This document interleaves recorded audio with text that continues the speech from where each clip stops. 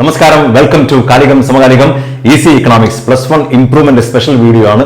+1 എക്കണോമിക്സിന്റെ result വന്നതിന് ശേഷം improve ചെയ്യാൻ ആഗ്രഹിക്കുന്ന എക്കണോമിക്സിൽ ഇംപ്രൂവ് ചെയ്യാൻ ആഗ്രഹിക്കുന്ന വിദ്യാർത്ഥികൾക്ക് കാലികം സമകാലികത്തിന്റെ ഈസി എക്കണോമിക്സിലൂടെ ഈ സ്പെഷ്യൽ വീഡിയോ കാണാം. സ്പെഷ്യൽ വീഡിയോ നമ്മൾ ഇന്ന് ആരംഭിക്കുമ്പോൾ പബ്ലിക് എക്സാമിനേഷന് മാർച്ച് മാസത്തിൽ നടത്തപ്പെട്ട പരീക്ഷയിലെ ക്വസ്റ്റ്യൻ പേപ്പർ നമ്മൾ വിശകലനം ചെയ്യുകയാണ്. അതിലൂടെ കടന്നു പോവുകയാണ് ആദ്യത്തെ വീഡിയോയിൽ ചെയ്യുന്നത്. എല്ലാവർക്കും ഇതിലേക്ക് സ്വാഗതം. തീർച്ചയായിട്ടും ഈ ചാനൽ ആദ്യമായി കാണുന്ന കുട്ടികൾക്ക് സബ്സ്ക്രൈബ് ചെയ്യാം. സബ്സ്ക്രൈബ് ചെയ്തതിനു ശേഷം അടുത്തുള്ള ബെൽ ഐക്കൺ നിങ്ങൾക്ക് പ്രസ് ചെയ്തുകൊണ്ട് നോട്ടിഫിക്കേഷൻ എനേബിൾ ചെയ്ത് വെക്കാം. അതാത് സമയത്ത് ഇംപ്രൂവ്മെന്റിന്റെ സ്പെഷ്യൽ വീഡിയോ വരുന്ന സമയത്ത് നിങ്ങൾക്ക് അതിന്റെ ഇൻബോക്സിൽ അതിന്റെ നോട്ടിഫിക്കേഷൻ വരും.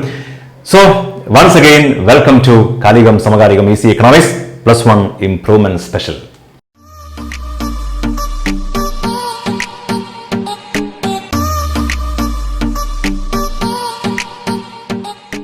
ഒരു കാര്യം ശ്രദ്ധിക്കാനുള്ളത്, +1 ഇക്കണോമിക്സുമായി ബന്ധപ്പെട്ട് കഴിഞ്ഞ വർഷം ലോക്ക്ഡൌണിലൊക്കെ പെട്ട് 10-60 ദിവസം നിങ്ങൾ ഇങ്ങനെ വീട്ടിൽ ഒറ്റയ്ക്കിരുന്നതിന് ശേഷം +1 എക്കണോമിക്സിന്റെ പരീക്ഷ എന്നൊരു സാഹചര്യം ഉണ്ടായിരുന്നല്ലോ. ആ സമയത്ത് നിങ്ങൾക്ക് എല്ലാവർക്കും വേണ്ടി +1 എക്കണോമിക്സിന്റെ ഇന്ത്യൻ എക്കണോമിയിലെയും സ്റ്റാറ്റിലടക്കം 10 ചാപ്റ്റർ എക്സാം പോയിന്റിൽ റിവൈസ് ചെയ്തിരുന്നു കാലികം സമകാലികത്തിലൂടെ. അത് കാണാത്ത ആളുകൾക്ക് തീർച്ചയായിട്ടും ഇപ്പൊ കാണാനുള്ള അവസരമുണ്ട്. കാലികം സമകാലികത്തിന്റെ പ്ലേ ലിസ്റ്റിൽ നിങ്ങൾക്ക് +1 എക്കണോമിക്സ് എന്ന് പറയുന്ന ഒരു ഫോൾഡർ ഉണ്ട്. അത് നിങ്ങൾ സെർച്ച് ചെയ്താണെങ്കിൽ കൃത്യമായിട്ട് നിങ്ങൾക്ക് 10 ചാപ്റ്റർ വളരെ എളുപ്പത്തിൽ ഓരോ ചാപ്റ്ററും എക്സാം പോയിന്റിൽ ലളിതമായിട്ട് നിങ്ങൾക്ക് ഇംഗ്ലീഷിലോ മലയാളത്തിലോ എക്സാമിനേഷൻ എഴുതാൻ പറ്റിയ രീതിയിലേക്ക് 100% മാർക്ക് വാങ്ങാൻ പറ്റിയ തരത്തിലേക്ക് നമ്മൾ 10 ചാപ്റ്റർ ചെയ്തു വെച്ചിട്ടുണ്ട്. ബാക്കി ചാപ്റ്റേഴ്സ് നമ്മൾ ഇപ്പോൾ സ്പെഷ്യൽ വീഡിയോസിന്റെ ഭാഗമായിട്ടൊക്കെ ചെയ്യാൻ ശ്രമിക്കുകയും ചെയ്യും. സോ നമ്മൾ ക്വസ്റ്റ്യൻ പേപ്പർ ആണ് ആരംഭിക്കുന്നത്. +1 എക്കണോമിക്സിന്റെ മാർച്ച് 2020 നടത്തപ്പെട്ട പരീക്ഷയുടെ ക്വസ്റ്റ്യൻ പേപ്പർ എക്കണോമിക്സിന്റെ നമ്മൾ നമ്മുടെ വിശകലനം ചെയ്യുകയാണ്. നമ്മൾ ആദ്യം ആലോചിക്കേണ്ടത് 80 മാർക്കിനാണ് എക്സാമിനേഷൻ.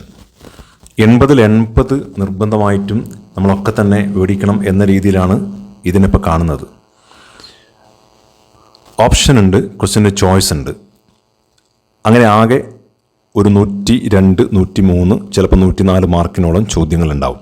80 മാർക്കിനെ നമ്മൾ എഴുതേണ്ടതുള്ളൂ. അപ്പോൾ ഓപ്ഷൻ്റെ ഒരു സൗകര്യം ഉള്ളതുകൊണ്ട് നമുക്ക് കുറച്ചുകൂടിയും പരീക്ഷയ്ക്ക് മാർക്ക് കിട്ടാനുള്ള സാഹചര്യമൊക്കെ ഒന്നുകൂടി ഒരുങ്ങി വരികയാണ് ചെയ്യുന്നത്. ആദ്യം നിങ്ങൾ ആലോചിക്കേണ്ടത് answer any 10 questions from 1 to 12.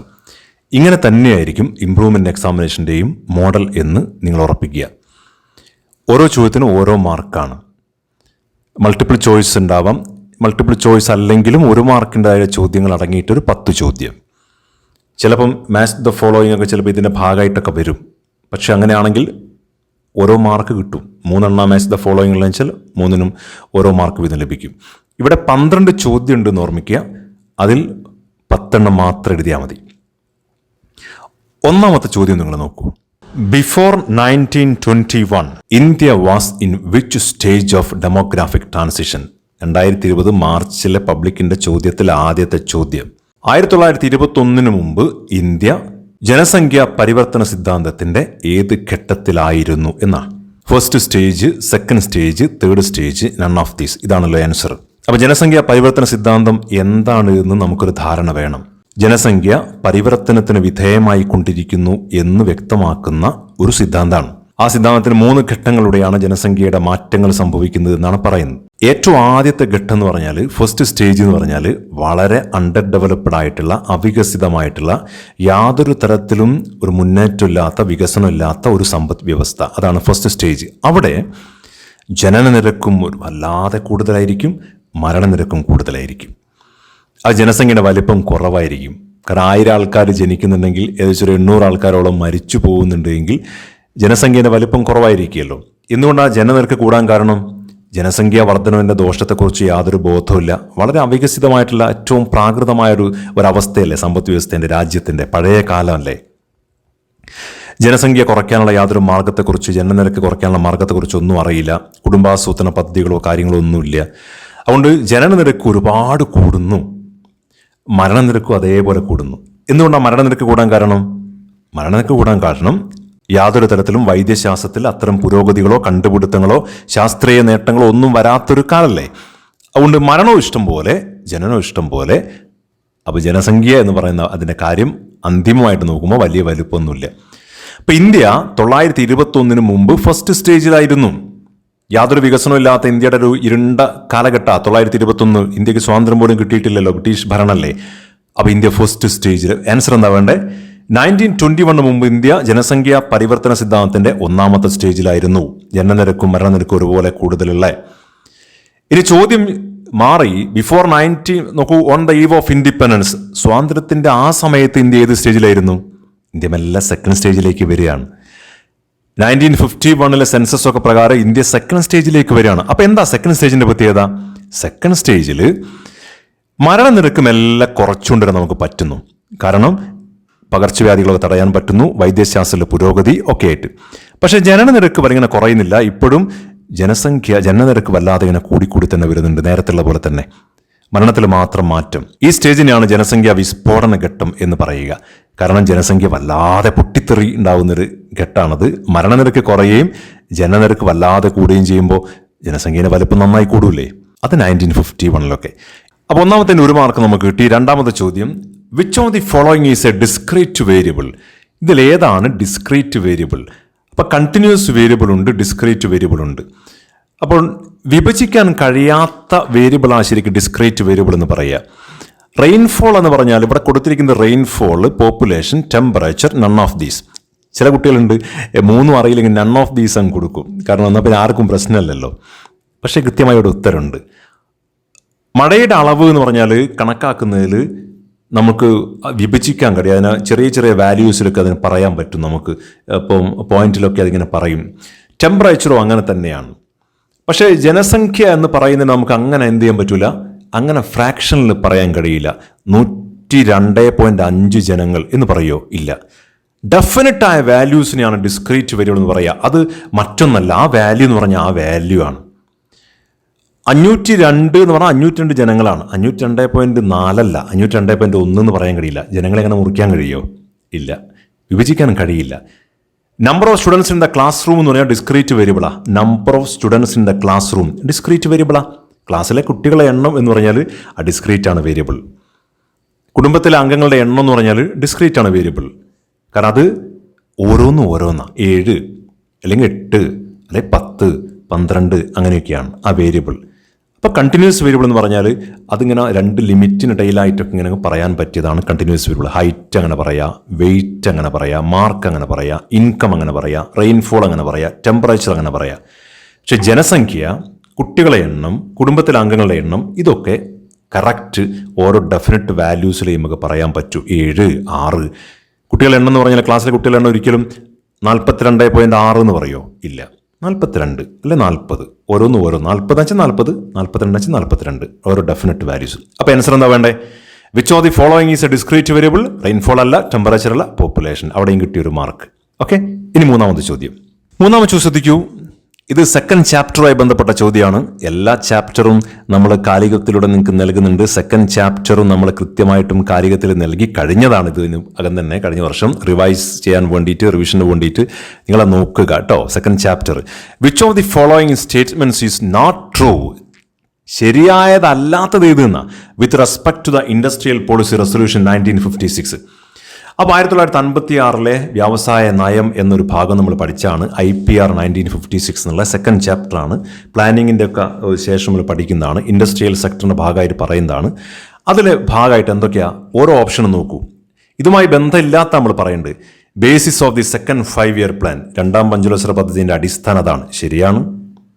Classified industries into 3 categories, ഇൻഡസ്ട്രീസിനെ 3ആക്കി തിരിച്ചു. ശരിയാണല്ലോ. Schedule A, schedule B, schedule C അല്ലേ? ഒന്ന് സർക്കാരിന് മാത്രമുള്ള ഇൻഡസ്ട്രീസ്, ഓർമ്മയല്ലേ? ഞാൻ കണ്ടന്റോട് ഇങ്ങനെ ഓർമ്മിപ്പിക്കുക. ഈ ക്വസ്റ്റ്യൻ ഡിസ്കഷൻ്റെ ഗുണം അതാണ്. നമുക്ക് വിശകലനം ചെയ്യുമ്പോൾ കണ്ടന്റ് മുമ്പിൽ ഇങ്ങനെ വികസിപ്പിച്ച് പോവുകയാണ്. രണ്ടാമത്തത് 3 ഭാഗമായി തിരിക്കുക. ഷെഡ്യൂൾ A, ഷെഡ്യൂൾ B അല്ലേ? ഗവൺമെൻറ്റും ഉണ്ട്, സ്വകാര്യ മേഖലയുണ്ട്. നമ്പർ 3 എന്ന് പറഞ്ഞാൽ ഏതാ? ഷെഡ്യൂൾ 3 എന്ന് പറഞ്ഞാൽ പ്രൈവറ്റ് മാത്രം. പക്ഷേ ഇതിൻ്റെയൊക്കെ മുകളിൽ ആർക്കൊരു പ്രാധാന്യമുണ്ട്? പൊതുമേഖലയ്ക്ക് പ്രാധാന്യം ഉണ്ടായിരുന്നു. പ്രൊമോട്ടഡ് റീജിയണൽ ഇക്വാലിറ്റി, പ്രാദേശികമായിട്ടുള്ള സമത്വം അത് പ്രൊമോട്ട് ചെയ്തു, അല്ലെങ്കിൽ അതിനെ പ്രോത്സാഹിപ്പിച്ചു. അതും ശരിയാണ്. അബോളിഷ്ഡ് ഇൻഡസ്ട്രിയൽ ലൈസൻസിങ്, അതാണ് ചേരാത്തത്. വ്യവസായത്തിന് ഒരാൾക്ക് തുടങ്ങണമെങ്കിൽ ലൈസൻസിങ് നിർമ്മാർജ്ജനം, ആ ലൈസൻസിങ് വ്യവസ്ഥ നിർമ്മാർജ്ജനം ചെയ്തു എന്നാ. തെറ്റാ. 1956 പോളിസി പ്രകാരം ലൈസൻസ് വേണം. Everybody should get licence before they start an industry. They should get a license from the government. But 1991 അവർക്ക് അങ്ങനെ അല്ലാത്തത്. 1991 അവർക്ക് ഒരു ഇൻഡസ്ട്രി തുടങ്ങണമെങ്കിൽ ഒരാൾക്ക് എന്ത് വേണ്ട? ലൈസൻസ് ആവശ്യമില്ല. ഇപ്പൊ 1991 പോളിസി പ്രകാരം അബോളിഷ്ഡ് ഇൻഡസ്ട്രിയൽ ലൈസൻസിംഗ് എന്ന് പറഞ്ഞാൽ ശരിയാ. പക്ഷെ 1956 പ്രകാരം നെഹ്റുവിന്റെ നയത്തിന്റെ അടിസ്ഥാനത്തിൽ എന്താ? ലൈസൻസിംഗ് ഉണ്ട്, പ്രൊട്ടക്ഷൻ ഉണ്ട്, റെസ്ട്രിക്ഷൻ ഉണ്ട്, റെഗുലേഷൻ ഉണ്ട്, റൂളും ലോ ഒക്കെ ഉണ്ട്. അപ്പൊ ആൻസർ എന്താ? 1956 ഇൻഡസ്ട്രിയൽ പോളിസി റെസൊല്യൂഷനുമായി ബന്ധപ്പെടാത്തത്, അതുമായി യോജിക്കാത്തത് ഏതാണ്? ഇൻഡസ്ട്രിയൽ ലൈസൻസിംഗ് നിർമ്മാർജ്ജനം ചെയ്തു എന്ന് പറയുന്ന കാര്യമാണ്. ഇനി നാലാമത്തെ ചോദ്യം. Which Indian 5-year plan recognise the importance of human capital in economic growth? എല്ലാവർക്കും അറിയാം ഹ്യൂമൻ ക്യാപിറ്റൽ എന്താ, ഫിസിക്കൽ ക്യാപിറ്റൽ എന്താന്ന്. Which Indian 5-year plan recognise the importance of human capital in economic growth എന്നാണ്. അതിൽ ഡി ആണ് answer. 7th 5-year പ്ലാനിലാണ് അതുമായി ബന്ധപ്പെട്ട് കൂടുതലായിട്ട് പ്രാധാന്യം കൊടുക്കുന്നത്. അതുകൊണ്ട് ആ ആൻസർ ആണ് അതിൽ ശരി. നെക്സ്റ്റ് ക്വസ്റ്റ്യൻ നോക്കാം. A system of farming that restores, maintains and enhances ecological balance. എന്താ എളുപ്പം. ഇതൊക്കെ ആരാ മാർക്ക് നഷ്ടപ്പെടുത്തുക മക്കളെ? പരിസ്ഥിതിക്ക് സന്തുലനാവസ്ഥ കൈവരിക്കാൻ അത് പരിപാലിക്കുന്ന, അത് പരിപോഷിക്കുന്ന, അതിനു വേണ്ടിയുള്ള ഒരു കൃഷി രീതിയുടെ പേരെന്താ? ഓർഗാനിക് ഫാമിംഗ്, ജൈവ കൃഷി. അതാണ് ഭാവി തലമുറയ്ക്ക് ദോഷമില്ലാത്ത, പരിസ്ഥിതിക്ക് ദോഷമില്ലാത്ത കാര്യം. അപ്പോൾ ഓർഗാനിക് ഫാമിംഗ് എന്താണെന്ന് കൃത്യമായിട്ട് നമ്മൾ ഏത് ചാപ്റ്റർ പഠിക്കുന്നുണ്ട്? ഓർഗാനിക് ഫാമിംഗ് എന്താണെന്ന് നമ്മൾ ഏത് ചാപ്റ്റർ പഠിക്കുന്നത്? റൂറൽ ഡെവലപ്മെന്റ് ചാപ്റ്റർ പഠിക്കുന്നുണ്ട്. കാലിക സമാജത്തിൽ റൂറൽ ഡെവലപ്മെന്റ് നമ്മളൊരു സ്പെഷ്യൽ ചാപ്റ്റർ റിവൈസ് ചെയ്തിട്ടുണ്ട്, എക്സാം പോയിന്റിൽ റിവൈസ് ചെയ്തിട്ടുണ്ട്, നിങ്ങൾക്ക് നോക്കാം. Organic farming. അപ്പോൾ ആൻസർ എന്താ? Organic farming. നെക്സ്റ്റ് ക്വസ്റ്റ്യൻ നോക്കൂ. Which of the following indicates worker population ratio? Employment എന്ന ചാപ്റ്ററിലാണ്, അത് കാലികത്തിലുണ്ട്. Revise examination point of view ചെയ്തു വെച്ചിട്ടുണ്ട്. എന്താണ് വർക്കർ പോപ്പുലേഷൻ റേഷ്യോ? നമുക്ക് അറിയാം, പക്ഷേ ഇവിടെ ഇങ്ങനെ ചോയ്സ് കാണുമ്പോൾ അങ്ങ് തെറ്റിപ്പോയി ചിലപ്പോൾ. എന്താ? Total number of workers by population into 100. അതാണ് രാജ്യത്തിലെ ആകെ ജനങ്ങളിൽ എത്ര പേര് ജോലി എടുക്കുന്നവരായിട്ടുണ്ട്. അപ്പം എങ്ങനെയാ കിട്ടുക റേഷ്യോ? ആകെ ജോലി എടുക്കുന്നവർ ബൈ ആകെ ജനസംഖ്യ ഇൻറ്റു 100. അപ്പൊ total number of workers by population into 100 എന്ന ഓപ്ഷൻ എ ആണ്. നോക്കൂ, ഇത് അറിയുന്നൊരു കുട്ടി ഓപ്ഷൻ കാണുമ്പോൾ തെറ്റിപ്പോകും. നോക്കൂ, population by total number of workers എന്ന രീതിയിലേക്ക് ചിലപ്പോൾ മാറിപ്പോവും. ടോട്ടൽ നമ്പർ ഓഫ് വർക്കേഴ്സ് ആദ്യം കാണുമ്പോൾ അത് എഴുതി, താഴെ ലേബർ ഫോഴ്സ് ശ്രദ്ധിക്കാതെ അത് എഴുതി പോവും. ചിലപ്പോൾ നിരുപദ്രവകരമായ കുട്ടികൾ ആരും വേണ്ടപ്പോ നൺ ഓഫ് ദീസ് എന്നും എഴുതും. അതുകൊണ്ട് total number of workers by population 200 ആണ് ശരി. Next question. Which of the following is a measure of dispersion from average? ഉണ്ടോ? മെഷർ ഓഫ് ഡിസ്പേർഷൻ എന്ന ചാപ്റ്റർ നമ്മളില്ലേ സ്റ്റാറ്റിസ്റ്റിക്സിൽ? റേഞ്ചും, ക്വാർട്ടൈൽ ഡീവിയേഷനും, മീൻ ഡീവിയേഷനും, സ്റ്റാൻഡേർഡ് ഡീവിയേഷനുമാണ് 4 മെഷേഴ്സ് ഓഫ് ഡിസ്പേർഷൻ. അതിലേറ്റവും പ്രധാനപ്പെട്ടതാണെന്ത്? Standard deviation. ഇതിൽ മീൻ എന്ന് പറയുന്ന അല്ലെങ്കിൽ ആവറേജ്, എരിത്തമെറ്റിക് മീൻ അടക്കമുള്ള ആവറേജിൽ നിന്നും ഉപയോഗിച്ച് കാണുന്ന ഡിസ്പേർഷൻ ഏതാ? ഈ താഴെ കൊടുത്തതിൽ റേഞ്ച് ഉണ്ടോ? ഇല്ല. H-L ആണ് റേഞ്ച്, അതിലും മീൻ ഉപയോഗിക്കുന്നില്ല. ക്വാർട്ടൈൽ ഡീവിയേഷൻ മീൻ ഉപയോഗിക്കുന്നില്ല. Q3 - Q1/2 ആണ്. അതിലെന്ത് mean? Standard deviation sigma square root of sigma x - x bar all square by n എന്ന് വെച്ചാൽ അവിടെ x - x ബാർ ഉണ്ട് അല്ലേ? എക്സ് ബാർ എന്ന് പറഞ്ഞാൽ മീനാണ്. മീൻ ഡീവിയേഷൻ ഇവിടെ കൊടുത്തിരുന്നുവെങ്കിൽ അതും ഉണ്ട് കേട്ടോ. മീൻ ഡീവിയേഷൻ ആവറേജ് എന്നാണല്ലോ എടുക്കുക. ഒന്നുകിൽ മീനും നല്ല മീഡിയൻ എന്നൊക്കെയാണല്ലോ മീൻ ഡീവിയേഷൻ കാണുക അല്ലേ? സിഗ്മ x - x ബാർ ആണല്ലോ അവിടെ, അല്ലെങ്കിൽ m ആണല്ലോ. പക്ഷെ ഇവിടെ തന്നിട്ടില്ല. ഇവിടെ സ്റ്റാൻഡേർഡ് ഡീവിയേഷനും റേഞ്ചും ക്വാർട്ടർ ഡീവിയേഷനാണ്. ഈ തന്നതിൽ ആവറേജ് ഉപയോഗിച്ച് ഡിസ്പേർഷൻ കാണുന്നത് ഏതാ? അത് സ്റ്റാൻഡേർഡ് ഡീവിയേഷൻ ആണ്. അപ്പൊ നൺ ഓഫ് ദീസ് ഒന്നല്ല. എൻ്റെ ആൻസർ സി ആണ്, സ്റ്റാൻഡേർഡ് ഡീവിയേഷൻ ആണ്. Next question. നിങ്ങൾ ശ്രദ്ധിക്കേണ്ടത് ചോദ്യത്തിന് മലയാളം ഉണ്ട്. പക്ഷേ മലയാളം ചോദ്യം ഞാൻ ഇവിടെ ഇങ്ങനെ അതേപോലെ വായിച്ച് ഇങ്ങനെ നേരം പോക്കേണ്ട കാര്യമില്ല. കാരണം ഇംഗ്ലീഷ് പറയുമ്പോഴും ഞാൻ അതിൻ്റെ മലയാളം പറയുന്നുണ്ട്. The dominant source of electricity in India. ഇന്ത്യയിലെ വൈദ്യുതി ഉണ്ടോ? ഇൻഫ്രാസ്ട്രക്ചർ എന്നൊരു ചാപ്റ്ററിൽ നമ്മൾ ഇതിനെക്കുറിച്ച് പറയുന്നുണ്ടല്ലോ. ഇന്ത്യയിലെ ഇലക്ട്രിസിറ്റിയിൽ ഏറ്റവും ആധിപത്യമുള്ളത് ഏത് ഉറവിടത്തിനാണ്? ഏറ്റവും വ്യാപകമായുള്ള ഏത് ഉറവിടമാണ്? ഹൈഡൽ സോഴ്സ് ജലവൈദ്യുതിയാണോ? തെർമൽ സോഴ്സ് ആണോ? താപവൈദ്യുതിയാണോ? ന്യൂക്ലിയർ ആണവോർജ്ജമാണോ? None of these. ഒരു സംശയവും വേണ്ട, നമ്മൾ പഠിച്ചാണ്. അത് നമ്മളിതിൽ ചെയ്താണ്. ഇൻഫ്രാസ്ട്രക്ചർ എന്നുള്ള ചാപ്റ്റർ കാലികത്തിലുണ്ട്. തെർമൽ സോഴ്സ് ആണ് കറക്റ്റ് ആൻസർ. അതാണ് അതിൻ്റെ കൂടുതൽ ഉപയോഗിക്കുന്നത്. ന്യൂക്ലിയർ ഒക്കെ ആകെ 3% മാത്രമേ നമ്മൾ ന്യൂക്ലിയർ സോഴ്സ് ഒക്കെ ഉപയോഗിക്കുന്നുള്ളൂ. ഹൈഡൽ സോഴ്സും കുറവാണ്. അപ്പോൾ തെർമൽ സോഴ്സ് ആണ് അതിൻ്റെ ആൻസർ. ഡോമിനന്റ് സോഴ്സ് എന്ന് പറഞ്ഞാൽ ഏറ്റവും കൂടുതലായിട്ട് ഏതാണ്? നെക്സ്റ്റ് ക്വസ്റ്റ്യൻ നോക്കാം നമുക്ക്. Example for social infrastructure. അപ്പോൾ ഇൻഫ്രാസ്ട്രക്ചർ എന്നൊരു ചാപ്റ്ററിലെ ചോദ്യം തന്നെയാണത്. ഇൻഫ്രാസ്ട്രക്ചർ എന്ന് പറഞ്ഞാൽ നമുക്കറിയാം, അതിൽ എക്കണോമിക് ഇൻഫ്രാസ്ട്രക്ചർ ഉണ്ട്, സോഷ്യൽ ഉണ്ട്.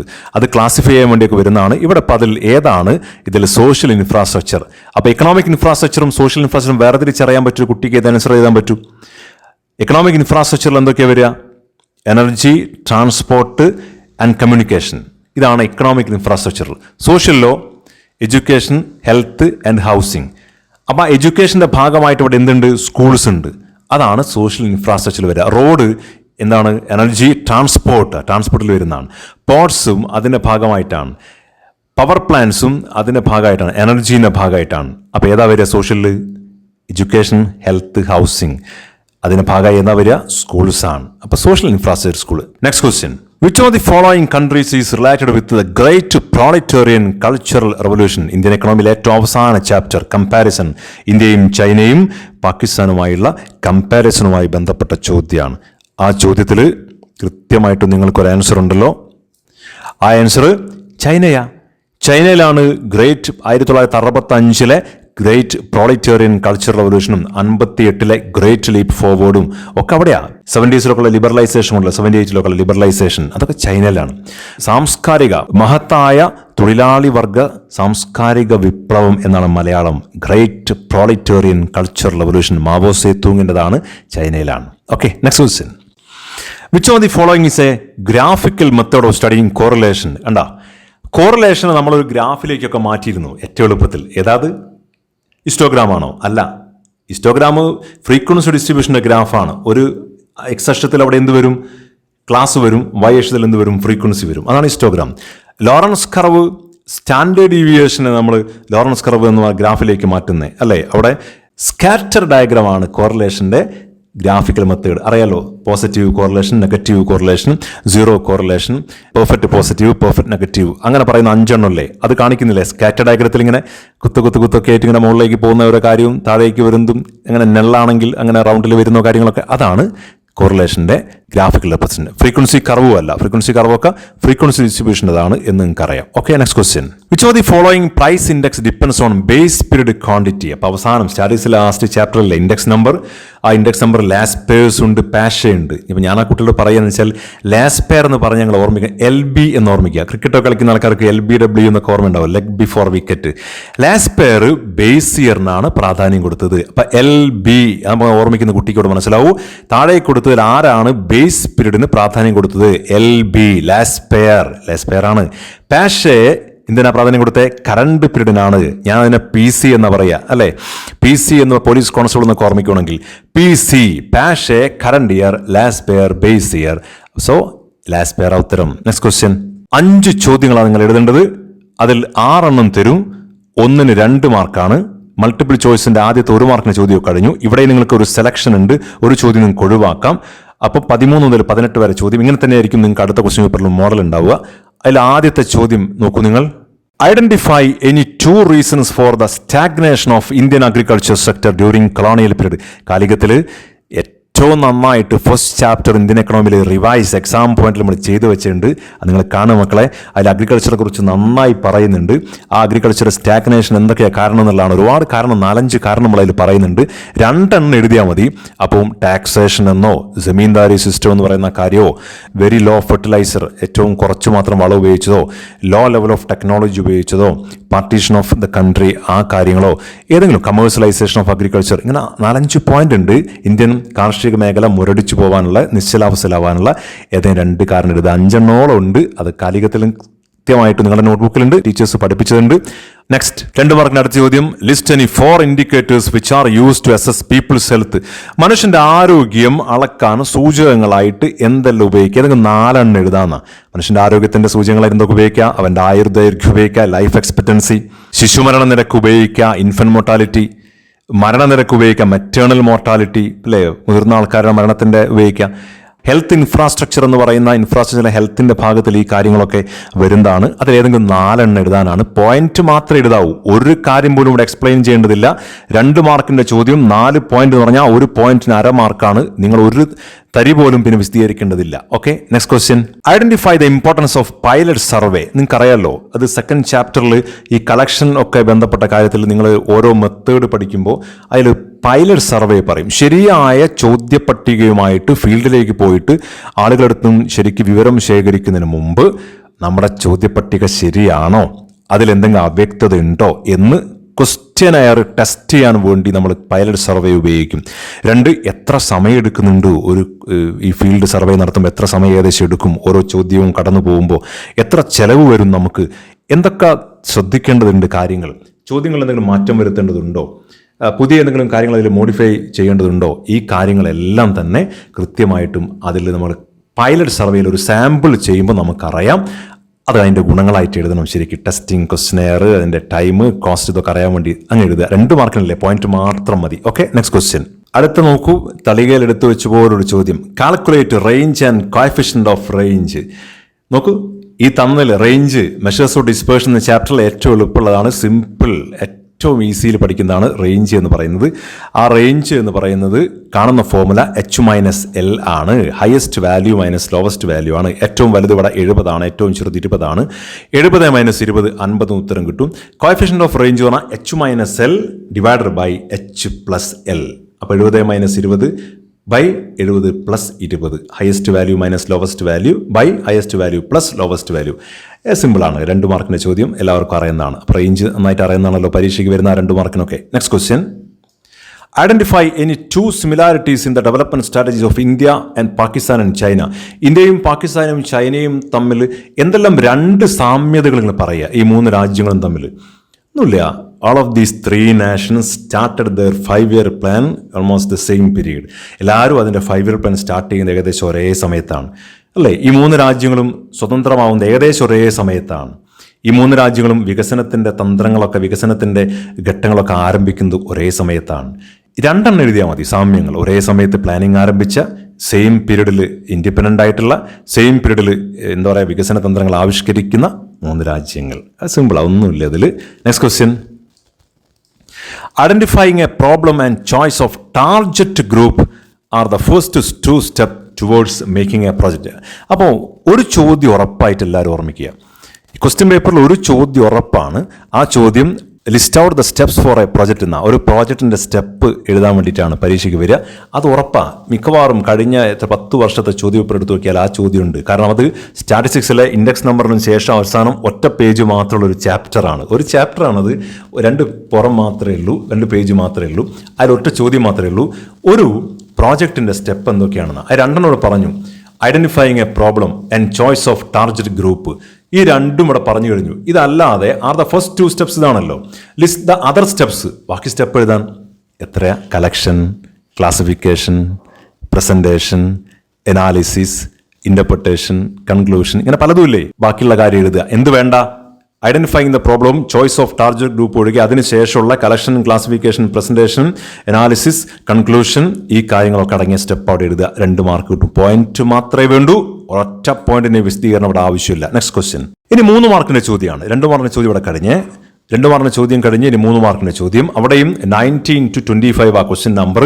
അതിൽ നിങ്ങൾ 6 എണ്ണം എഴുതേണ്ടത്. പക്ഷേ 7 എണ്ണം ഉണ്ടാവും. 19, 20, 21, 22, 23, 24, 25 അങ്ങനെ 7 ചോദ്യം ഉണ്ടാവും. അതിൽ 6 ചോദ്യം എഴുതിയാൽ മതി. ഒരു 3 മാർക്കിന് ഇത് ഒഴിവാക്കാം.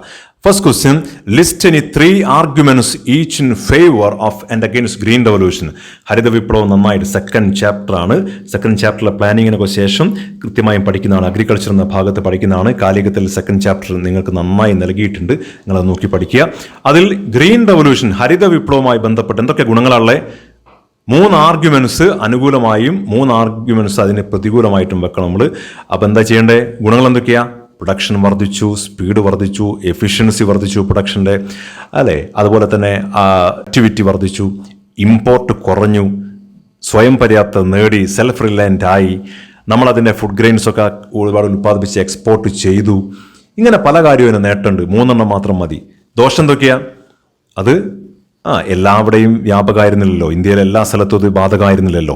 ഇന്ത്യയിലെ എല്ലാ വിളകൾക്കും ബാധകമായിരുന്നില്ലല്ലോ. It is not affected to all crops, it is not affected to all farmers, it is not affected to all regions. എല്ലാ പ്രദേശത്തും അത് ബാധകമായിരുന്നില്ല. കുറച്ച് സ്ഥലത്ത് മാത്രമേ അത് കോൺസെൻട്രേറ്റ് ചെയ്തിട്ടുള്ളൂ. എല്ലാ വിളകൾക്കും ബാധകമായിരുന്നില്ല. ഗോതമ്പിനൊക്കെയാണ് പ്രാധാന്യം കൊടുത്ത്. അതുകൊണ്ടാണല്ലോ വീറ്റ് റെവല്യൂഷൻ എന്നൊക്കെ പറഞ്ഞേ. അതെല്ലാ ഫാർമേഴ്സിനും അതിൻ്റെ ഗുണം കിട്ടിയിട്ടില്ല. റിച്ച് ഫാമേഴ്സിന് മാത്രമാണ് കിട്ടിയത്. അസമത്വം വർദ്ധിക്കാൻ സഹായകമായിട്ടുണ്ട്. കാരണം പാവങ്ങളായ ആൾക്കാർക്ക് അതിൻ്റെ വിലപിടിച്ച ചിലവേറിയ വളങ്ങളും വിത്തൊന്നും വാങ്ങാൻ പറ്റിയിട്ടില്ല. അത് വൻകിട ആൾക്കാർക്ക് മാത്രമേ അതൊക്കെ പറ്റിയിട്ടുള്ളൂ. പിന്നെ അത് എക്കോ ഫ്രണ്ട്ലി ആയിരുന്നില്ല, അല്ലേ? ഞാൻ ഈ പറയുന്നതൊക്കെ ഒരുപാട് പോയിന്റാണ്. അല്ലെങ്കിൽ ഏതെങ്കിലും 3 എണ്ണം വെച്ചാൽ മതി. അതൊക്കെ നിങ്ങളെ നോട്ടിലും കാര്യങ്ങളൊക്കെ ഉണ്ട്, നന്നായി എഴുതാൻ പറ്റും. 3 മാർക്കിൻ്റെ. Next question. Statistics is an indispensable tool for economist substantiate. ഒരു സാമ്പത്തിക ശാസ്ത്രജ്ഞന് ഒഴിച്ചുകൂടാൻ പറ്റാത്ത ഒന്നാണ് സ്റ്റാറ്റിസ്റ്റിക്സ്. എത്ര സിമ്പിളായി എനിക്ക് എഴുതാം, ഒന്നും പറയേണ്ട കാര്യമില്ല. സ്റ്റാറ്റിസ്റ്റിക്സിൽ എക്കണോമിക്സിൽ ഏത് പ്രോബ്ലം, പോവർട്ടി ആയിക്കോട്ടെ, അൺഎംപ്ലോയ്മെൻ്റ് ആയിക്കോട്ടെ, ഇനീക്വാലിറ്റി ആയിക്കോട്ടെ, ഏത് കാര്യം പഠിക്കണമെങ്കിലും അത് വിശകലനം ചെയ്യാൻ അതിൻ്റെ ഭാഗമായിട്ട് സ്റ്റാറ്റിസ്റ്റിക്സ് വേണം. കളക്ട് ചെയ്യണം, അതിൻ്റെ കാര്യങ്ങൾ ക്ലാസിഫൈ ചെയ്യണം, അതിലെ ടേബിളിലൊക്കെ വെച്ച് അത് പ്രസൻറ്റ് ചെയ്യണം, അത് കൃത്യമായിട്ടും ആവറേജോ കണ്ടുകൊണ്ട് അതിനെ വിലയിരുത്താൻ, വിശകലനം ചെയ്യാൻ അത് നിർബന്ധമാണ്. അപ്പോൾ സ്റ്റാറ്റിസ്റ്റിക്സ് ഇക്കണോമിസ്റ്റിന് ഏറ്റവും പ്രധാനപ്പെട്ടതാണ്. ഏതൊരു എക്കണോമിക് ഇഷ്യൂസും പഠിക്കാൻ, വിശകലനം ചെയ്യാൻ, വിലയിരുത്താൻ സ്റ്റാറ്റിസ്റ്റിക്സ് ആവശ്യമാണ്. Okay, next question. Briefly explain the liberalization policy introduced in the industrial sector of India as part of new economic policy. 1991 അതോ ഗ്ലോബലൈസേഷൻ, പുതിയ സാമ്പത്തിക നയം, 8 മാർക്കിനോളം വെയിറ്റേജ് വരുന്ന ആ ചാപ്റ്ററിലെ ചോദ്യമാണ്. അതും നമ്മുടെ കാലികത്തിൽ കൃത്യമായിട്ട് നൽകിയിട്ടുണ്ട്. റിവിഷനായിട്ടാണ് നൽകിയത്. എക്സാമിനേഷൻ പോയിന്റിൽ ഏറ്റവും എളുപ്പത്തിൽ ലിബറലൈസേഷൻ പോളിസി ഇൻഡസ്ട്രിയൽ സെക്ടറിൽ എങ്ങനെയാണ് ഇൻഡസ്ട്രിയൽ ലൈസൻസിങ് അബോളിഷ് ചെയ്തത്, ഡി റിസർവേഷൻ, അങ്ങനെ മൂന്നായി തിരിച്ച് നേരത്തെ പറഞ്ഞ ആ 1950s പോളിസിയുടെ അത് ഡി റിസർവേഷൻ നടത്തിയത്, ഡി ലൈസൻസിങ് നടത്തിയത്, ലൈസൻസിങ് അവിടെ ആവശ്യമില്ലാത്തത്, വല്ലാതെ ലിബറലൈസ് ചെയ്തത്, ഇതൊക്കെ വെച്ചുകൊണ്ടൊരു 3 പോയിന്റ് അവിടെ വെച്ച് കഴിഞ്ഞാൽ നിങ്ങൾക്ക് അവിടെ ഇൻഡസ്ട്രിയൽ സെക്ടറിലെ കാര്യങ്ങൾ പറയാൻ പറ്റും. ബ്രീഫ്ലി എക്സ്പ്ലെയിൻ ചെയ്യുന്ന പറഞ്ഞത്, അതുകൊണ്ട് അത് നിങ്ങൾക്ക് എഴുതാൻ പറ്റും. നന്നായിട്ട് പഠിച്ചാൽ മതി. Next question. Sample survey is preferred to census survey by researchers in many situations substantiate. സെൻസസും സാമ്പിളിംഗും ഇല്ലേ, സെക്കൻഡ് ചാപ്റ്ററിലാണത്, സ്റ്റാറ്റിസ്റ്റിക്സിലാണ്. ഓർമ്മിച്ചോളൂ, സെൻസസ് മുഴുവനായും പഠിക്കും, സാമ്പിൾ ഒരു ഭാഗം എടുത്ത് പഠിക്കും. അപ്പോൾ സെൻസസും സാമ്പിളിങ്ങിലും സാമ്പിളിംഗ് ആണ് പല സമയത്തും പ്രിഫർ ചെയ്യുന്നത് സ്റ്റാറ്റിസ്റ്റിക്സിൽ. എന്തുകൊണ്ട്? കാരണം അത് ചിലവ് കുറഞ്ഞതാണ്. ഗുണങ്ങളറിയാമല്ലോ, അത് സമയം കുറവ് മതി, അതിന് ചിലവ് കുറവാണ്. ചില സമയത്ത് അത് മാത്രമേ പറ്റൂ. ബ്ലഡൊക്കെ ടെസ്റ്റ് ചെയ്യുമ്പോൾ നമുക്ക് വേറെ സെൻസസ് പറ്റൂലല്ലോ. ഒരു മനുഷ്യന്റെ ശരീരത്തിലെ ഒരു തുള്ളി രക്തം എടുത്തിട്ടല്ലേ, സാമ്പിൾ എടുത്തിട്ടല്ലേ നമ്മൾ പഠിക്കുക. അപ്പോൾ ചില സമയത്ത് അത് മാത്രമേ പറ്റൂ. കാരണം that is less expensive, that is less time consuming. Time saving ആണത്, അല്ലെ ടൈം കൺസ്യൂമിങ് കുറവാണ്. ലെസ് ടൈം കൺസ്യൂമിങ് എന്ന് പറയാം, അല്ലെങ്കിൽ ടൈം സേവിങ് ആണെന്ന് പറയാം. കോസ്റ്റ്ലി അല്ല, ചീപ്പറാണെന്ന് പറയാം. ഈ കാരണം കൊണ്ടൊക്കെ എന്ത് ചെയ്യും, സെൻസസിനേക്കാൾ കൂടുതൽ സാമ്പിളിംഗ് ആണ് എടുക്കുക. Next question. Critically evaluate the poverty alleviation programmes of India എന്ന കാലികത്തിൽ പോവർട്ടി എന്ന നമ്മുടെ ചാപ്റ്റർ, 4ാമത്തെ ചാപ്റ്റർ കൃത്യമായിട്ടും നൽകിയിട്ടുണ്ട്. എല്ലാ പോവർട്ടി എലിവിയേഷൻ പ്രോഗ്രാംസും ഉണ്ടല്ലോ, അതിൻ്റെ ഡയമെൻഷണൽ അപ്രോച്ചൊക്കെ ഉണ്ടല്ലോ. Self employment programme, wage employment programme, growth approach, ഇതെല്ലാം അവിടെ കൊടുത്തിട്ടുണ്ട്. എന്നിട്ട് ക്രിട്ടിക്കലി ഇവാലുവേറ്റ് ചെയ്യാൻ പറഞ്ഞാൽ ഈ പദ്ധതികളൊക്കെ വെച്ചതിന് ശേഷം അതിന് വിമർശനം ഉണ്ടായിട്ടുണ്ട്. 3 പോരായ്മകൾ അതിലുള്ളത്. അതാണ് ക്രിട്ടിക്കലി ഇവാലുവേറ്റ് എന്ന് പറഞ്ഞാൽ വെക്കേണ്ടത്. ഒന്നെന്താ, ഇതിനോട് നീക്കിവെച്ച ഫണ്ട് വളരെ കുറവാണ്. The fund for poverty alleviation programme was very low, that is not sufficient. അത് അപര്യാപ്തമായിരുന്നു, അത് കുറവായിരുന്നു, പര്യാപ്തമായിരുന്നില്ല. അതാണ് ഒരു വിമർശനം. 2, ഇതിൻ്റെ ഗുണങ്ങളൊക്കെ ആർക്കാണ് കിട്ടിയത്? പൊതുവെ നോൺ പൂർ സെക്ഷൻസിനാണ് കിട്ടിയത്. അത് 2ാമത്തെ വിമർശനം. പോവർട്ടി എലിവേഷൻ പ്രോഗ്രാമിൻ്റെ ക്രിട്ടിക്കലായി പറയുമ്പോൾ the benefits of this programme mainly gone to non poor section. ഇതിൻ്റെ എല്ലാം ഗുണങ്ങൾ ദരിദ്രമല്ലാത്ത ആൾക്കാർക്ക് കിട്ടി. 3, the corruptions of the officials. ഇതൊക്കെ നടത്താൻ നിയോഗിക്കപ്പെട്ട ഉദ്യോഗസ്ഥർ നമ്മൾ നടത്തിയ ഇടനിലക്കാരായി അതിനിടയ്ക്കിൽ നിന്നുകൊണ്ട് ഒരുപാട് അഴിമതി നടത്തിയത്. ഈ 3 പ്രശ്നങ്ങളും അതിൻ്റെ വിമർശനങ്ങളാണ്. അങ്ങനെ വിമർശനാത്മകമായി വിലയിരുത്താൻ പറഞ്ഞാൽ ഈ ദാരിദ്ര്യ നിർമ്മാർജ്ജന പദ്ധതികൾ ഏറ്റവും ചുരുക്കി ഈ 3 പോയിന്റ് വെച്ചുകൊണ്ട് വിമർശിക്കുക എന്നുള്ളതാണ് 3 മാർക്കിൻ്റെ ചോദ്യത്തിന് നമ്മൾ ചെയ്യേണ്ടത്. Yes, next. Find 2 examples for categories of self-employed, regular salaried employees and casual wage laborers.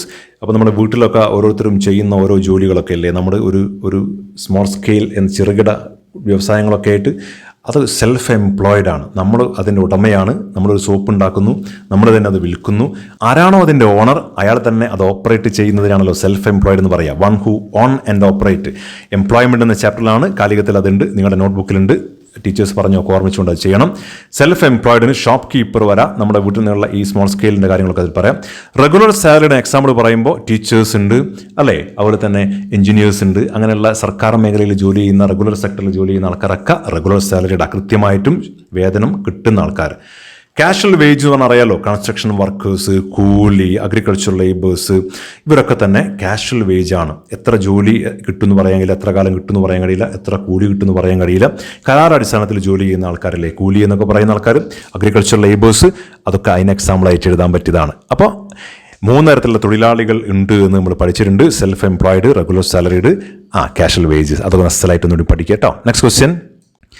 The share of different sectors in the state domestic product GDP പോലെ SDP സംസ്ഥാനത്തിന്റെ ആകെ വരുമാനം എന്ന് പറയുമ്പോൾ സ്റ്റേറ്റ് ഡൊമസ്റ്റിക് പ്രൊഡക്റ്റ് എന്നാണ് പറയുക. അത് 2017 താഴെ കൊടുത്തിരിക്കുന്നു. Primary sector, secondary, tertiary sector. ഇതിനൊരു പൈ ഡയഗ്രത്തിലേക്ക് മാറ്റണം. അതാ പ്രസന്റേഷൻ എന്ന സ്റ്റാറ്റസിലെ ചാപ്റ്ററിലാണല്ലോ ബാർ ഡയഗ്രവും പൈ ഡയഗ്രോ ഒക്കെ പഠിച്ചേ, ഡയഗ്രോം ഗ്രാഫും ഒക്കെ. പൈ ഡയഗ്രം എല്ലാവർക്കും അറിയുന്നതാണ്. ഇവിടെ പേഴ്സൻറ്റേജിലാണ് തന്നത്. പേഴ്സൻറ്റേജിൽ തന്നുകൊണ്ട് നമുക്ക് ഗുണമാണ്. ശതമാനം തന്നിട്ടില്ലേ നമ്മൾ എന്ത് ചെയ്യണം? ശതമാനം കാണേണ്ടിയിരുന്നു. ഇവിടെ ശതമാനം തന്നു, അപ്പോൾ എന്ത് ചെയ്യണം? ആംഗിൾ കാണണം. അപ്പോൾ ഓരോ ശതമാനത്തെയും 3.6 കൊണ്ട് ഗുണിച്ചാൽ നമുക്ക് ആംഗിൾ കിട്ടും അല്ലേ? 360 ഡിഗ്രി ആണല്ലോ അതിൻ്റെ വൃത്തത്തിൻ്റെ പരിധി. അപ്പോൾ 11 × 3.6, 27 × 3.6, 62 × 3.6 അങ്ങനെ കിട്ടുന്നൊരു സാധനം അവിടെ കിട്ടിയത്. നമ്മൾ ഓരോന്നും ഒരു വൃത്തം വരച്ച് അതിൽ പ്രൊട്രാക്ടർ ഉപയോഗിച്ചുകൊണ്ട് അതിന് ഓരോ ആംഗിളും കൃത്യമായും കണ്ടുപിടിക്കുന്നു. അങ്ങനെ ആകെ 360 ഡിഗ്രിയുള്ള ആ വൃത്തത്തിലേക്ക് ഇത് മൂന്നും പ്രൈമറിയും സെക്കൻഡറിയും ടേഴ്സറിയും പകുത്തെടുക്കുന്നു. യാതൊരു പ്രയാസവും അതിൽ ഇല്ല. നെക്സ്റ്റ്, ഇനി 4 മാർക്കിന്റെ ചോദ്യമാണ്. 3 മാർക്കിന്റെ കഴിഞ്ഞ്. ആൻസർ ഇനി 4 questions from 26 to 30. Each carries 4 scores. ഇവിടെ നിങ്ങൾക്ക് 26, 27, 28, 29, 30 5 ചോദ്യമുണ്ട്. പക്ഷേ 4 മാത്രം എഴുതിയാൽ മതി. ഒന്ന് ഒഴിവാക്കുക. 4 മാർക്കിന്റെ ഒക്കെ ആകുമ്പോൾ ശ്രദ്ധിച്ച് മാത്രം എഴുതുക. എക്സ്പ്ലെയിൻ ഇനി 4 important source of human capital formation. നോക്കൂ നിങ്ങൾ, ഞാൻ റിവൈസ് ചെയ്യുന്നതിന്റെ ഭാഗമായിട്ട് കാലികം കണ്ട ഒരാൾക്കും ഇതിൽ ഉത്തരം തെറ്റിപ്പോവില്ല. കാരണം ഹ്യൂമൻ ക്യാപിറ്റൽ ഫോർമേഷനിൽ ഷുവർ എന്തായാലും എക്സാമിനേഷൻ വരും എന്ന് പറഞ്ഞ അതിലെ ചോദ്യമാണത്. ഏതൊക്കെയാണ് source of human capital formation? Education, health, on the job training, migration, information. 5 point ഉണ്ട്. അതിലേതെങ്കിലും 4 എഴുതിയാൽ മതി. ചെറുതായിട്ടൊന്ന് വിശദീകരിച്ചും കൊടുക്കുക. അങ്ങനെ വിശദീകരിക്കുന്ന 4 മാർക്കിൻ്റെ ചോദ്യം ആയതുകൊണ്ട് ചെറിയ എക്സ്പ്ലനേഷനും പറ്റും. ഓക്കെ, ഒരു സംശയം അതില്ല, എല്ലാവർക്കും മാർക്ക് കിട്ടുന്നതേ ഉള്ളൂ. Next question. Classified data is better than raw data substantiate. Identify the important ways of classification of data. അപ്പം ക്ലാസിഫൈ ചെയ്ത് കഴിഞ്ഞാൽ നമുക്ക് ഏറ്റവും സിമ്പിളായിട്ട് മനസ്സിലാവുമല്ലോ. അതിൽ നമ്മളിപ്പോൾ ഒരു ക്രോണോളജിക്കൽ ക്ലാസിഫിക്കേഷനോ അല്ലെങ്കിൽ ഏതെങ്കിലും തരത്തിൽ സമയത്തെ അടിസ്ഥാനപ്പെടുത്തിക്കൊണ്ടോ അല്ലെങ്കിൽ സ്ഥലത്തെ അടിസ്ഥാനപ്പെടുത്തിക്കൊണ്ടോ ഒക്കെ. എന്താ റോ ഡാറ്റ? റോ ഡാറ്റ എന്ന് പറഞ്ഞാൽ നമ്മൾ ഡാറ്റ കളക്ട് ചെയ്ത അതിൻ്റെ ആദ്യ രൂപമാണ്. Raw data means data in its original ഫോമാണ്. അതിൻ്റെ പിറന്ന പടിയുള്ള ആ ഡാറ്റ നമ്മളിങ്ങനെ ശരിക്കും കളക്ട് ചെയ്ത ആ സമയത്തുള്ളത്. പിന്നെ നമ്മളതിൻ്റെ പൊതു സ്വഭാവം അനുസരിച്ചുകൊണ്ട് അതിനെന്ത് ചെയ്യും? വർഗീകരിക്കും. സമയത്തെ അടിസ്ഥാനപ്പെടുത്തിക്കൊണ്ടോ, അപ്പോൾ ഒരു പേരുണ്ട് ക്രോണോളജിക്കൽ. സ്ഥലത്തെ അടിസ്ഥാനപ്പെടുത്തിക്കൊണ്ടോ ഒരു പേരുണ്ട്, എന്താ? ജിയോഗ്രഫിക്കൽ. അങ്ങനെയൊക്കെ മാറ്റുമ്പോൾ നമുക്കൊന്നുകൂടി സൗകര്യം, നമുക്ക് സിമ്പിളായി മനസ്സിലാക്കാൻ പറ്റും, നമുക്ക് വ്യക്തമായി മനസ്സിലാക്കാൻ പറ്റും, കാര്യങ്ങൾ എളുപ്പത്തിൽ മനസ്സിലാക്കാൻ പറ്റും, വ്യക്തമായിട്ട് നമുക്കതിൻ്റെ ഒരു രൂപം കിട്ടും. അതാണ് അതിൻ്റെ ഗുണം. ഇനി ഏതൊക്കെയാണ് ക്ലാസിഫിക്കേഷൻ്റെ വേസ്, മാർഗങ്ങൾ? ക്രോണോളജിക്കൽ, പിന്നെ പറയൂ, ജിയോഗ്രഫിക്കൽ, ക്വാണ്ടിറ്റേറ്റീവ് ക്ലാസിഫിക്കേഷൻ, ക്വാളിറ്റേറ്റീവ്. ഈ എല്ലാ തരങ്ങളും അവിടെ പറയുക. ഏറ്റവും സിമ്പിളായി ചെയ്യാൻ പറ്റിയ കാര്യമാണ്. Okay, next. Analyze the measures initiated by the government of India to improve rural credit system in India. Rural development എന്ന ചാപ്റ്ററാണ്. കാലികത്തിൽ വൃത്തിയിൽ അത് പറഞ്ഞു വെച്ചിട്ടുണ്ട്. ഏറ്റവും എളുപ്പത്തിൽ എക്സാമിനേഷൻ പോയിന്റ് ഓഫ് വ്യൂവിൽ കണ്ടന്റ് ഓർമ്മിപ്പിക്കുന്നു. റൂറൽ സെക്ടറിൽ ക്രെഡിറ്റുമായി ബന്ധപ്പെട്ട് എന്തെല്ലാം കാര്യം സർക്കാർ ചെയ്തത്. ആദ്യം മണി ലെൻഡേഴ്സ് ആയിരുന്നല്ലോ ഉണ്ടായിരുന്നത്. അതിൻ്റെ സ്റ്റെപ്പ് ഞാൻ കറക്റ്റ് പറഞ്ഞിട്ടുണ്ട്.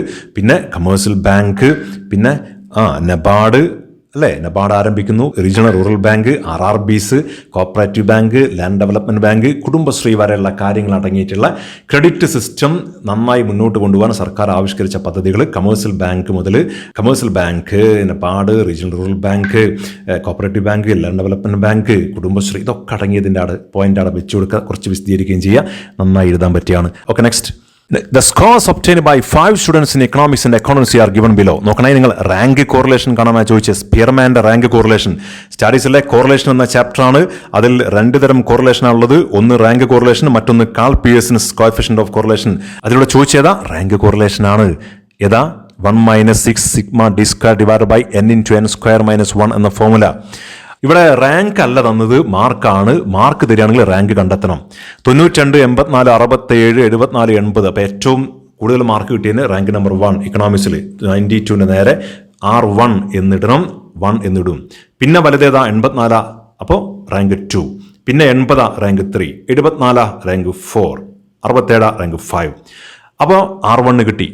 R1 - R2 ആണല്ലോ എന്ത് D എന്ന് പറയുന്നേ. ഫോമുലൊക്കെ അറിയാമല്ലോ.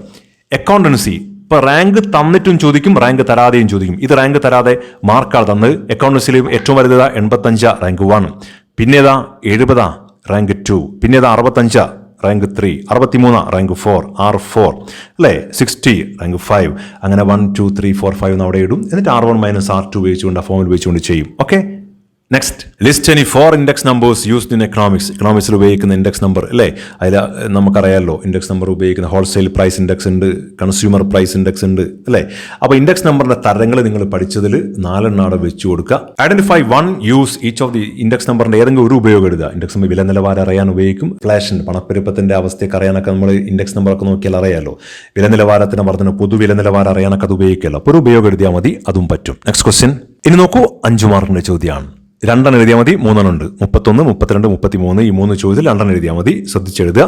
ഔട്ട്സോഴ്സിങ്ങിന്റെ ഇമ്പോർട്ടൻറ്റ് ഔട്ട്കം ആണല്ലോ, ഗ്ലോബലൈസേഷന്റെ പ്രധാനപ്പെട്ട ഒരു റിസൾട്ടാണല്ലോ ഔട്ട്സോഴ്സിങ്. അതിൻ്റെ എന്തൊക്കെയാണ് അതിൻ്റെ റിസൾട്ട് എന്നുള്ളതാണ്. Write a note on outsourcing. എന്താണ് ഔട്ട്സോഴ്സിംഗ് എന്നാണ് എഴുതണം. അറിയാലോ, using external sources for employment, ബാഹ്യ ഉറവിടം എംപ്ലോയ്മെന്റിന് ഉപയോഗിക്കുക എന്നുള്ളതാണ്. അത് ഗ്ലോബലൈസേഷൻ ചാപ്റ്ററിൽ ഞാൻ കൃത്യമായിട്ട് പറഞ്ഞിട്ടുണ്ട് കാലികത്തിൽ.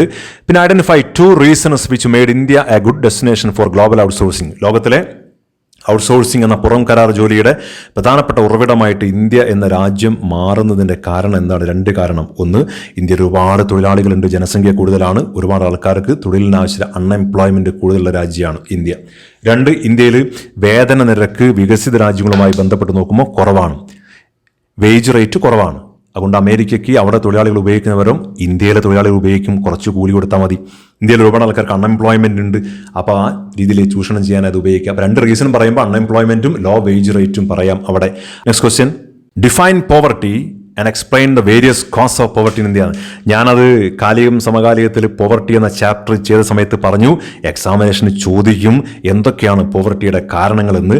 ഓരോ പോയിന്റും കൃത്യമായിട്ടും ലോ ലെവൽ ഓഫ് ഡെവലപ്മെൻറ്റ് എന്നും, ഇൻഫ്ലേഷൻ എന്നും, അൺഎംപ്ലോയ്മെൻറ്റ് എന്നും, ബാക്ക്വേർഡ് അഗ്രികൾച്ചർ എന്നും, ബാക്ക്വേർഡ് ഇൻഡസ്ട്രി എന്നും, സോഷ്യൽ സിസ്റ്റം എന്നൊക്കെ പോയിന്റ് ആക്കിയാൽ തന്നിട്ടുണ്ട്. ആ വീഡിയോയിൽ നിങ്ങൾ നോക്കിയാൽ മതി.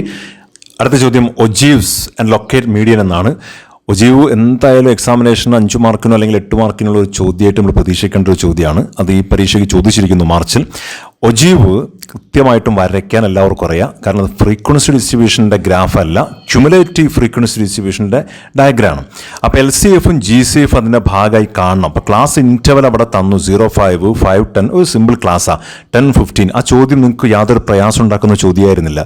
ഫ്രീക്വൻസി 2, 5, 8, 16, 6, 3 ചെറിയൊരു ഫ്രീക്വൻസി തന്നു. അപ്പോൾ എക്സിൽ നമ്മൾ ഈ ഒരു ക്ലാസ് ഇൻ്റർവൽ എടുക്കും, 0, 5, 10, 15 എന്ന ക്ലാസ് ഇൻ്റർവൽ എടുക്കും. Y ആക്സിസിൽ മാക്സിമം 16 വരുന്ന രീതിയിലേക്ക് 2, 4, 6, 8, 10, 12, 14, 16 എന്നൊക്കെ എടുക്കാം. എന്നിട്ട് ഓരോ ക്ലാസ് ലിമിറ്റ് ആദ്യം നമ്മൾ LCF വരയ്ക്കുകയാണെങ്കിൽ എല്ലാറ്റിൻ്റെയും അപ്പർ ലിമിറ്റിൽ താഴെ എന്നല്ലേ നോക്കേണ്ടത്. അപ്പോൾ ഓരോ അപ്പർ ലിമിറ്റും അതിന് എത്രയാണോ എന്നിട്ട് കറക്റ്റ് മാർക്ക് LCFും വരയ്ക്കുക, GCFും വരയ്ക്കുക. അപ്പോൾ LCFും GCFും വരച്ച് അത് കൂട്ടിമുട്ടുന്നൊരു പോയിന്റിൽ നിന്നും എക്സ് അക്ഷത്തിലേക്ക് നേരെ വരച്ചാൽ കിട്ടുന്ന വാല്യൂ എത്രയാണോ, പോയിന്റിലെ വാല്യൂ എത്രയാണോ അതാണ് മീഡിയൻ. അതാണ് മീഡിയൻ ലൊക്കേറ്റ് ഗ്രാഫിക്കലി എന്ന് പറഞ്ഞാൽ ചെയ്യേണ്ടതാണ്.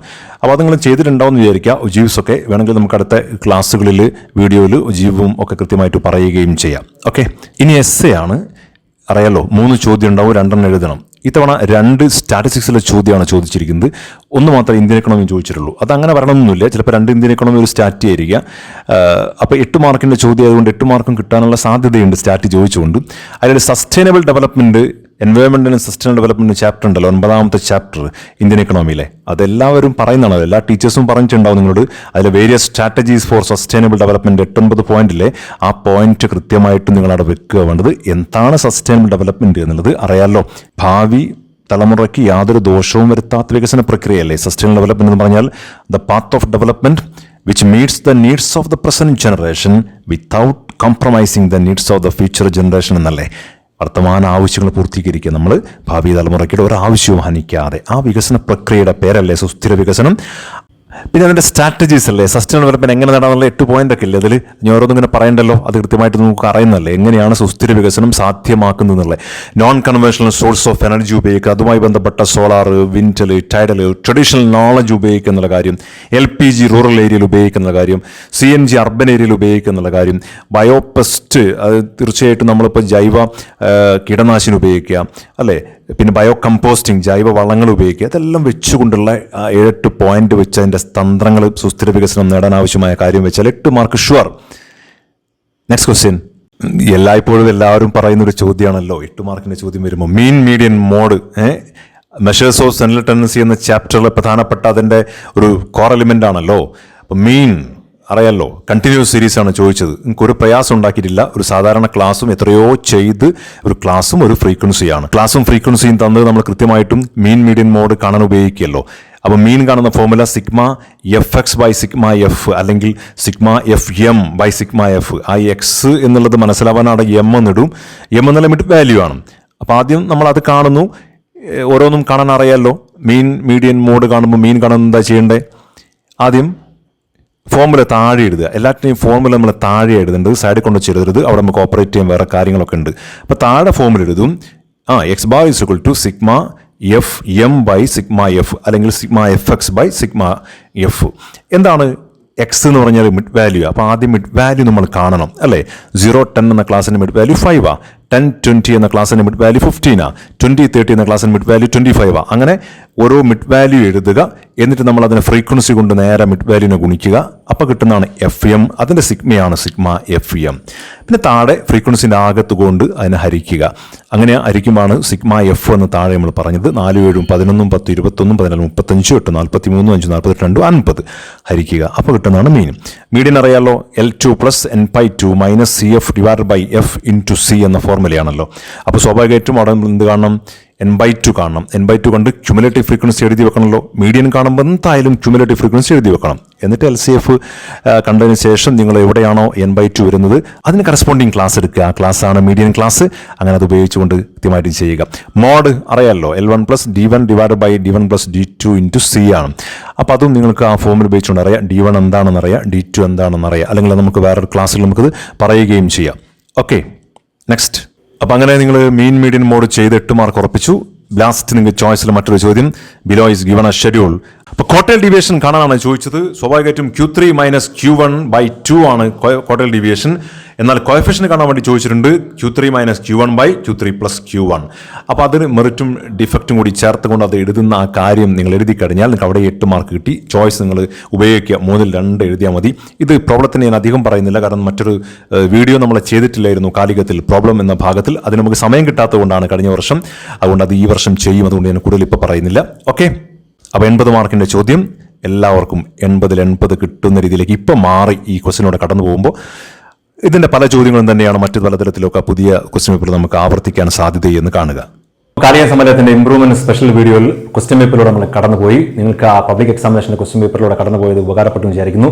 ഇഷ്ടമായെങ്കിൽ നിങ്ങൾ സുഹൃത്തുക്കൾ ഇത് ഷെയർ ചെയ്യുക, കമന്റ് ചെയ്യുക, ലൈക്ക് ചെയ്യുക. വീണ്ടും അടുത്ത വീഡിയോയിൽ മോഡൽ എക്സാമിനേഷന്റെ ക്വസ്റ്റ്യൻ പേപ്പർ നമ്മൾ വിശകലനം ചെയ്യും. ശേഷം നമ്മൾ ഇംപ്രൂവ്മെന്റ് സ്പെഷ്യൽ കണ്ടന്റിലേക്ക് നമ്മുടെ എടുത്ത ക്ലാസ്സും എടുക്കാത്ത ക്ലാസ്സും ഒക്കെ ബന്ധപ്പെട്ട കാര്യങ്ങളൊക്കെ നിങ്ങൾക്ക് നൽകും. ശരി, ബൈ, താങ്ക് യു.